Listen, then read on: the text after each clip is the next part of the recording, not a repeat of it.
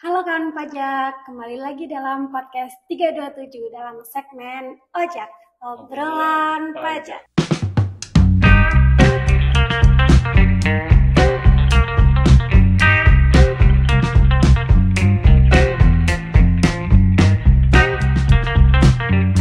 Dengan saya di sini, Melania sebagai podcaster dan Saya Taufik Akbar Tanjung, Kepala Seksi Pelayanan KPP Pratama Curug.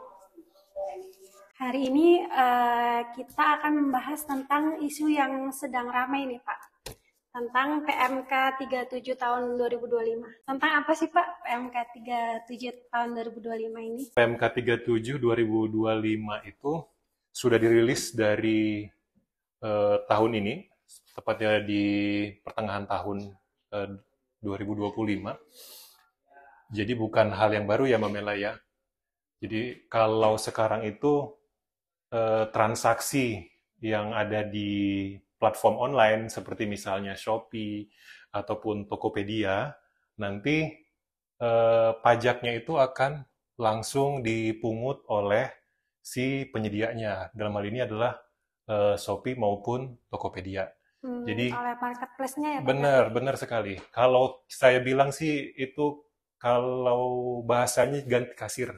Jadi yang dulu si penjualnya yang bayar sendiri, Store sendiri. sekarang ganti kasir nih, kasirnya otomatis gitu loh. Jadi nanti si platform online-nya menyediakan sistemnya, nanti platform online-nya juga yang menyiapkan bagaimana untuk menyetorkannya dan membantu untuk melaporkan bagi pihak si penjualnya. Itu Mbak Mela. Jadi latar belakangnya tuh kenapa sih Pak sebenarnya ada PMK ini? Apa biar pedagang online tuh nggak bisa istilahnya nakal lagi atau gimana Pak? Sebenarnya kalau nakal sih enggak ya. Saya yakin semuanya enggak nakal ya. Semuanya pasti ingin eh, bersama-sama membangun bangsa dengan pajak yang Mbak Mela ya. Karena memang pajak itu sumber penerimaan negara yang utama. Tapi kalau boleh saya sampaikan adalah di sini lebih kepada keadilan, gitu ya. Keadilan dan juga transparan, serta cara yang lebih efisien dan efektif. Karena tadi sudah ada sistemnya, jadi teman-teman seller yang ada di platform online bisa tahu nih berapa sih sebenarnya pajak yang harus disetorkannya, seperti itu. Justru lebih simpel ya Pak ya, Harusnya meringankan lebih seller simpel, online benar ya Pak sekali. ya. Iya, betul sekali, Mbak Mela. Nggak perlu ngitung-ngitung sendiri, Iya, nyetor benar, benar, sendiri, benar, benar, benar belum sekali. lagi datang ke kantor pajak. Kalau itu kan sudah ada Kortek, Mbak Bella, jadi kan Oh sudah bisa iya, kerjakan dari rumah, dari mana saja, asalkan ada di internetnya, kan ada seperti itu. internetnya, bener Pak. Hmm, jadi istilahnya pedagang udah nggak bisa kabur lagi, nggak bayar pajak gitu ya Pak ya? Sebenarnya kalau kabur dengan adanya Kortek udah nggak mungkin ya, Mbak Mela, ya, karena kan sepengetahuan saya untuk yang penjual dalam hal ini si platform online itu wajib melaporkan datanya ke kita gitu seperti itu. Jadi kalau adanya Kortek, saya rasa tidak bisa kucing-kucingan lagi ya. Karena semuanya atau seluruh transaksinya yang ada di platform online tadi, misalkan di Shopee, Tokopedia gitu ya, pasti sudah dilaporkan di Cortex seperti itu. Jadi Cortex ini istilahnya semua data yang ada di Indonesia itu udah terhimpun di Cortex ya Pak ya? iya, seharusnya seperti Jadi itu. lebih transparan, lebih adil juga ya Pak ya? Betul sekali, betul sekali. Terus pertanyaannya nih Pak, kalau misalnya pedagang online-nya itu belum punya NPWP Pak, itu apakah masih kena pajak Pak? Kalau kita ngomongin NPWP, ya teman-teman, mulai tahun ini ya teman-teman ya, itu NPWP sebenarnya sudah dipersamakan dengan NIK teman-teman gitu ya. Jadi kalau sepanjang teman-teman warga negara Indonesia otomatis sudah punya NIK kan seperti itu. Jadi NIK itulah yang berfungsi sebagai NPWP sendiri gitu ya. Jadi konsepnya eh, kalau di dunia gitu ya namanya itu adalah single identification number gitu ya, SIN seperti itu. Jadi nanti digunakan untuk berbagai macam hal. Jadi NIK itu fungsinya sama seperti NPWP. Gitu Mbak Mela. Berarti sekarang udah nggak ada istilah lagi, saya nggak punya NPWP, itu sebenarnya udah nggak ada lagi ya Pak ya? Iya, betul sekali Mbak Mela. NIK kita itu pun udah Hmm. jadi sarana administrasi perpajakan kita, ya Pak Betul, ya? betul sekali, Mbak. Jadi sebenarnya cuma tinggal diaktifasi saja akunnya, nanti NIK itulah yang berfungsi sebagai NPWP. Oke, Pak. Terus waktu kita daftar sebagai pedagang online nih Pak, itu kan pasti masukin NIK juga ya Pak ya? Betul Jadi sekali. pasti langsung kebaca identitasnya ya Pak ya? Iya, betul sekali. Jadi eh, kalau setiap pedagang online gitu ya, jadi setiap pedagang yang bertransaksi dengan menggunakan internet protokol seperti itu, internet ataupun saluran telepon, Mbak Mela gitu ya, inilah yang menjadi eh, objek di dalam atau yang menjadi cerita utama di dalam PMK 37 tahun 2025 ini. Jadi semua pedagang yang berdagang di platform online tadilah yang dikenakan PPh 22 di PMK 37 tahun 2025. Walaupun ada pengecualiannya Mbak Mela ya. Jadi Yang dikecualikan tuh yang kayak jadi gimana? seperti penjual emas seperti itu karena memang sudah ada pajak lainnya kan seperti Mbak Mela. Kemudian untuk yang penjual pulsa dan kartu perdana serta untuk yang penjualan tanah dan bangunan karena memang sudah ada PPh final. Gitu. Tapi kalau untuk persewaan itu tetap dikenakan, Mbak. Berarti hampir seluruh sektor kecuali yang dikecualikan tadi Pak ya Pak ya? Betul, betul sekali, Ada Mbak Mela. pedagang emas, Betul. emas batangan maupun emas perhiasan ya Pak ya? Iya, Itu iya. sama-sama dikecualikan ya Pak ya? Betul, karena memang sudah ada aturan tersendiri gitu. Terus untuk jual beli bangunan ya Pak ya? Sama satu lagi yang pulsa dan kartu perdana ya Iya, Pak ya? betul, betul. Selain itu semua sektor itu pasti kena ya Pak ya? Demikian, Mbak. Untuk marketplace-nya nih Pak, Mm-mm. marketplace apa aja ya Pak yang ada di PMK 37 tahun 2025 ini? Soalnya kan marketplace ada banyak banget nih Pak yang kita tahu. Nah, untuk aturan lebih lanjut ini sebenarnya belum ada, Mbak Mela ya. Jadi kalau misalkan memang ada batasan berapa sih aksesnya gitu ya, berapa sih jumlah transaksi dalam 1 bulan, dalam 1 tahun. Nah, itu yang mungkin nanti bakal dijelaskan di dalam peraturan dirjen berikutnya seperti itu. Kalau di PMK ini belum dijelaskan tuh. Jadi berapakah transaksinya gitu ya, berapa trafficnya istilahnya ya, atau berapa jumlah transaksinya dalam 1 bulan, dalam 1 tahun itu belum dijelaskan di dalam aturan ini. Yang ada kan masih wacana seperti itu, berapa jumlahnya. Nah, itu yang kita tunggu aturannya dari Direktorat Jenderal Pajak seperti itu, Mbak. Berarti berdasarkan traffic dan mungkin nilai transaksi di marketplace tersebut ya Pak ya? Iya, seperti itu. Kemungkinan besar marketplace yang besar yang kita tahu ada kayak toko oranye, toko hijau, toko hitam itu pasti kemungkinan. Toko hitam apa itu, Mbak Mela? Saya belum pernah dengar tuh. Ada Pak, toko hitam Pak. Toko hitam itu apa sih? Saya belum pernah dengar tuh, Mbak Mela. Yang kalau yang hijau saya tahu tuh, gitu ya. Kalau yang oranye saya tahu. Tapi yang hitam kemungkinan kan itu udah besar-besar ya Pak ya. Itu salah satu yang dikenakan PMK 37 tahun 2025 ini ya Pak. Iya, betul sekali, Mbak. Tarifnya nih Pak, tarifnya berapa Pak? Tarifnya yang dikenakan sebesar 0,5% gitu ya. Jadi ini sejalan dengan PPh final untuk peredaran bruto tertentu untuk UMKM sebesar 0,5% gitu ya. Jadi memang ini sejalan dengan untuk membantu atau mendukung UMKM yang ada di Indonesia yang menggunakan platform online seperti itu. Untuk yang kita tahu nih Pak, untuk pedagang yang omsetnya di bawah 500 juta dalam 1 tahun, itu kan belum dikenakan pajak ya Pak ya? Betul sekali. Nah, kalau nanti sistemnya diotomasi dari marketplace, nanti membedakannya gimana tuh Pak? Takutnya kan semuanya langsung otomatis kena potong gitu Pak. Iya.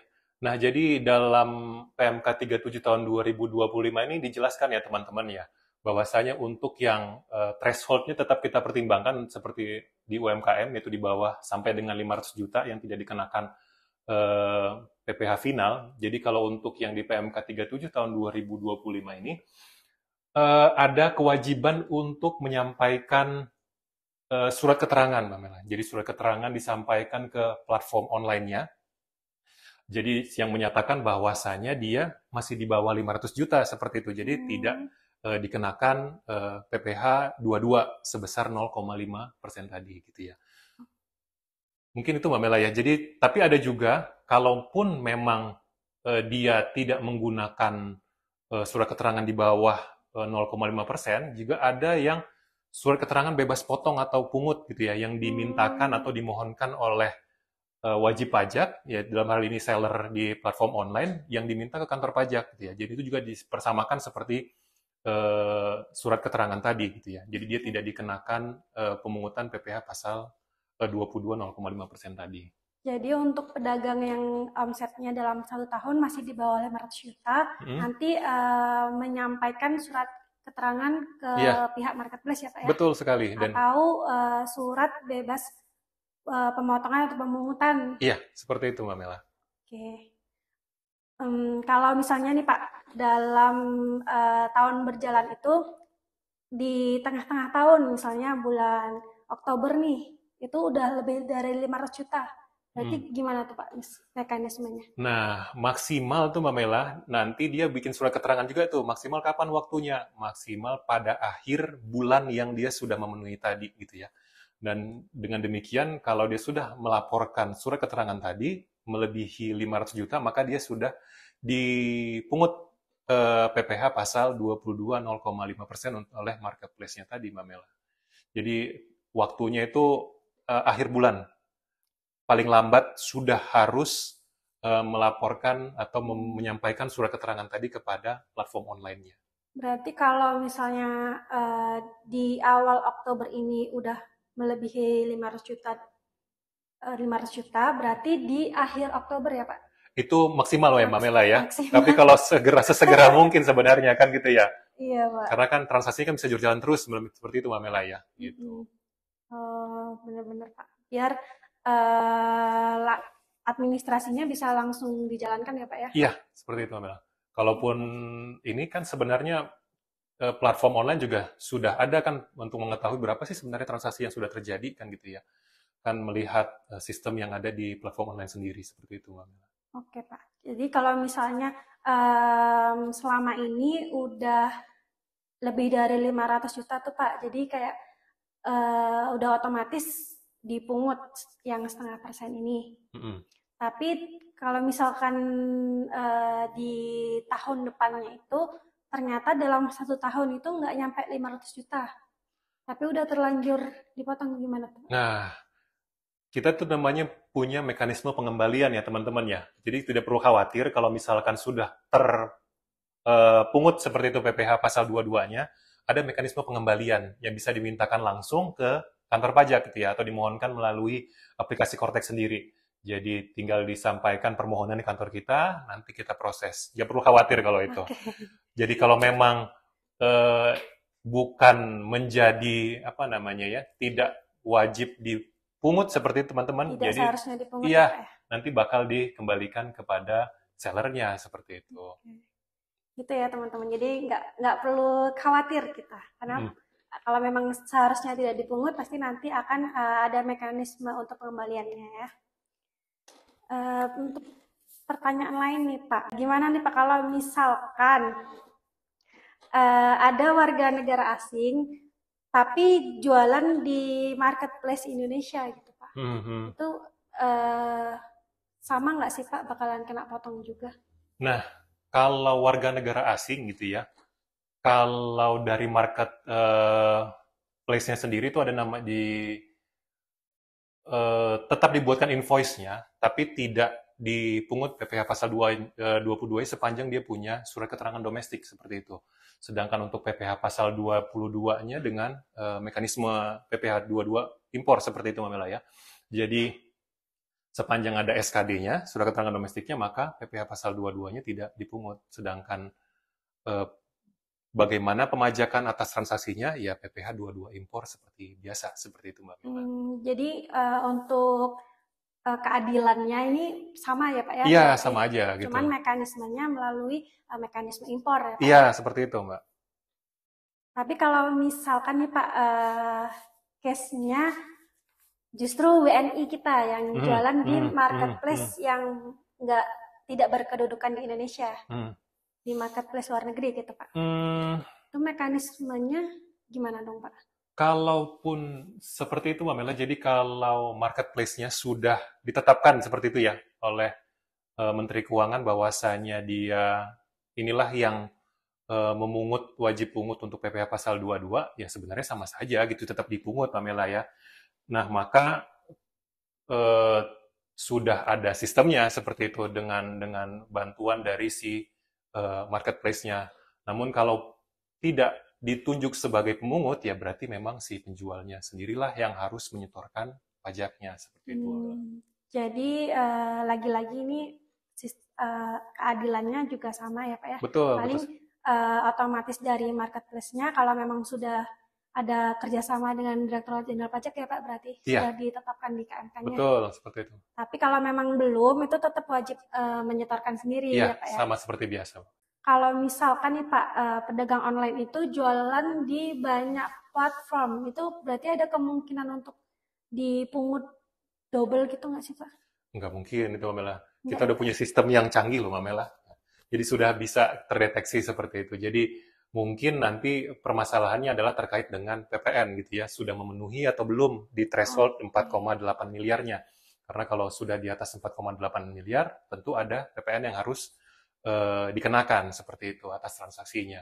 Tapi kalau untuk semuanya ada di beberapa platform online, ya sama saja sebenarnya Mbak Mela, dipungut PPh pasal 22-nya. Kalau case-nya ini Pak, misalkan yang check out itu atau yang beli di platform online itu dari instansi pemerintah, itu mekanismenya beda nggak Pak? Sama aja sebenarnya sih Mbak Mela ya. Tetap seperti biasa, tetap dipungut. Ya, itu kata kuncinya, tetap dipungut. Gitu Sama ya, ya teman-teman? sama aja gitu ya. Jadi disitulah sistemnya dipersamakan semuanya gitu untuk transaksi.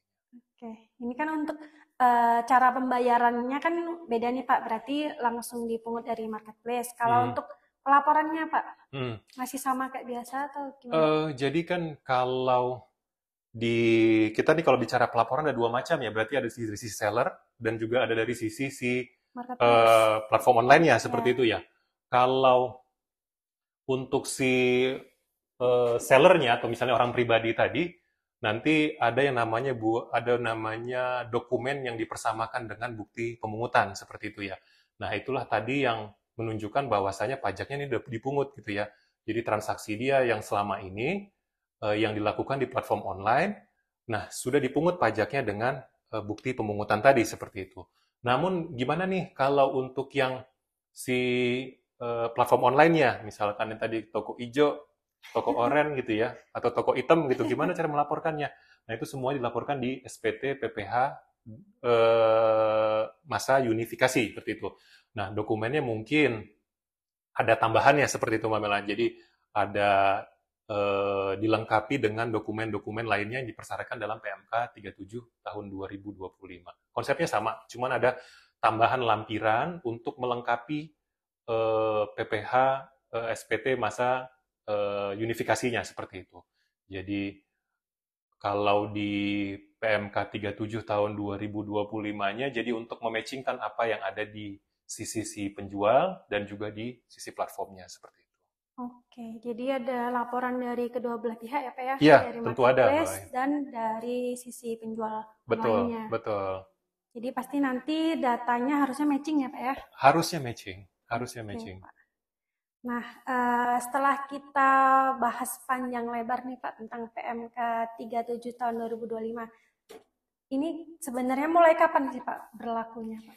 Nah, kalau PMK-nya sendiri kan sudah ditetapkan di 14 Juli ya, 2025, pertengahan tahun seperti saya sebutkan di awal tadi. Namun, untuk berlakunya ini masih menunggu dari pimpinan kita dari Direktorat Jenderal Pajak sendiri atau Menteri Keuangan gitu ya. Jadi, pemerintah merasa pertumbuhan yang sekarang belum cukup baik gitu ya, dan juga untuk mendukung pertumbuhan dan perkembangan UMKM yang ada di Indonesia, pada saat ini belum berlaku untuk yang PMK 37 tahun 2025 ini. Jadi teman-teman ini belum berlaku, jadi ada beberapa hal memang yang belum diatur di sini gitu ya. Jadi contohnya tadi bagaimana bentuk eh, siapa sih yang ditetapkan platformnya gitu ya, berapa sih jumlah transaksi minimal dalam sebulan, setahunnya, atau siapa saja seperti itu, kemudian dokumen-dokumen lainnya gitu yang dibutuhkan, dan itu belum ada diatur lebih lanjut seperti itu. Jadi kita masih menunggu, dan ini pemberlakuannya masih ditunda gitu ya. Tentu harapannya gitu ya, dengan perkembangan ekonomi yang nanti kita harapkan semakin baik ke depan, tentu pemerintah punya timing sendiri untuk pemberlakuan PMK 37 tahun 2025 ini, Mbak Mela. Oke Pak, berarti ini kita minimal kita tahu dulu ya Pak ya, Betul sebelum sekali. nantinya ini memang benar-benar diberlakukan. Oke, untuk kawan pajak jangan lupa saksikan terus series Ojek di YouTube KPP Pratama Curug. Sampai jumpa.